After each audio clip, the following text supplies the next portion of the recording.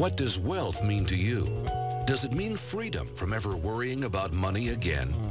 The ability to do things you want to do, when you want to do them? Being able to comfortably provide for your family and loved ones? Or the power to create a legacy of which you can always be proud?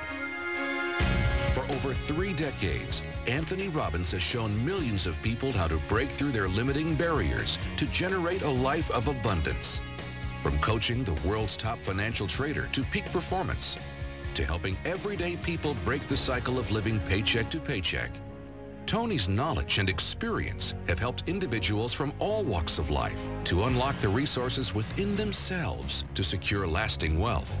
Years of searching for the keys to creating an extraordinary life have led Tony to emphasize the importance of psychology in overcoming life's challenges, including the mastery of wealth.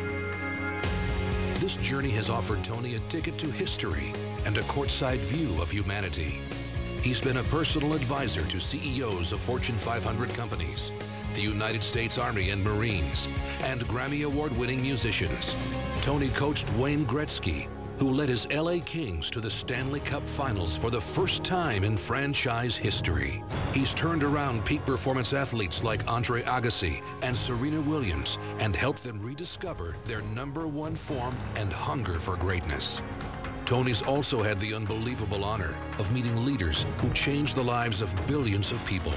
From Nelson Mandela to Princess Diana to Mikhail Gorbachev to Mother Teresa. Tony's helped legendary golfer Greg Norman turn a meltdown on national TV into a career-defining triumph. And he advised the President of the United States when a life-changing decision was on the line. Tony has had the privilege of coaching 3 million people live in person, helping individuals, couples, families, and groups to realize their true potential. Now, let's join Tony at his Wealth Mastery Seminar. Well, we'll learn the secrets of the psychology of wealth, as well as tools to help you create the long-lasting financial freedom that you deserve.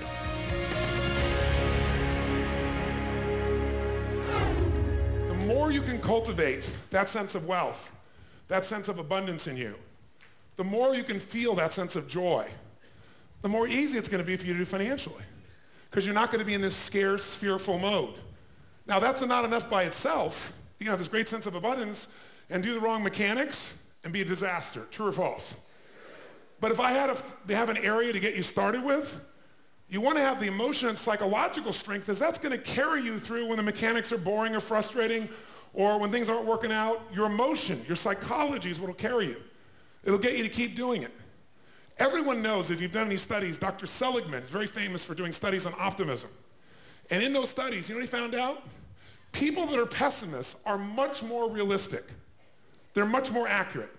If you give them a test and you ask them to look at something and give you a size measurement of it, or to evaluate their own success or failure at a task, and every study Seligman's done, he did it in University, I think Pennsylvania if I remember correctly originally, what he found was that optimists always see themselves as doing better than they really did.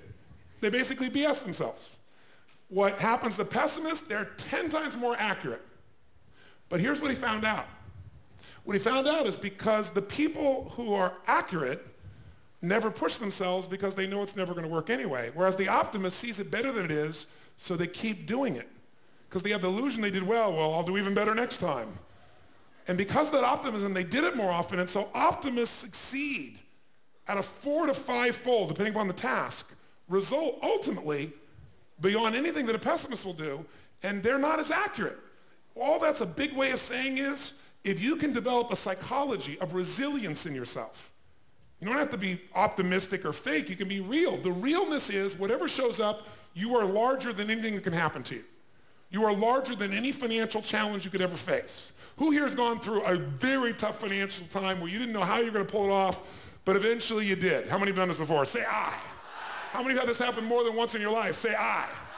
Then the true history could guide you to know you can get through this and not let you be overwhelmed by the moment. But also the gratitude can put you in that sense of wealth. Fijians are wealthy. Whenever I bring friends there, we have 325 acres and 3 miles of ocean frontage. It's unbelievable.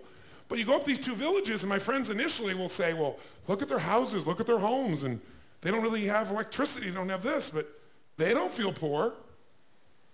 It's your identity. The way you define the wealth determines whether you're wealthy or not.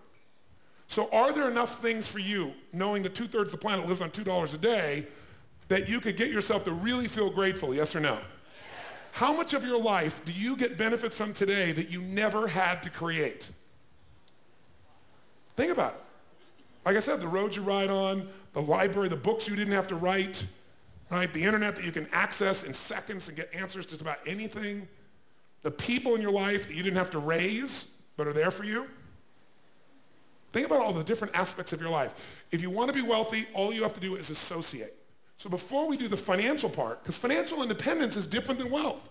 Wealth is that state of mind. Financial independence is being in that position where you don't ever have to work again. That if you work, you do it because you really want to. Now, I'll give you a clue. If you get financially independent and you don't work, you'll be miserable. I can't tell you how many friends I have that sold their company, made $50 million. One man made almost $1 billion and was really excited for a while. But after a while, it was like bored. His vehicle of his business gave him a sense of contribution, and he was always growing, figuring out how to solve problems, and he had all the people he was connected to in the business, all the employees and friends and associates, and he was significant because he was doing something worthwhile. And he had tremendous certainty because he knew the business, and also variety because it's always changing. And now he had this money.